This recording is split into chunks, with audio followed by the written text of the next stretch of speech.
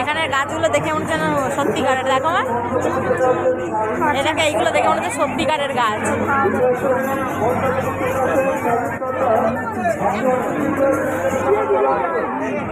এত ভিড় এত ভিড় এত ভিড়, এখানে ব্যাগের দোকান, যা দেখছি সবই পছন্দ হচ্ছে কিন্তু দামের জন্য কিছুই নিতে পারছি না। এখানে সব টেডি বিয়ার।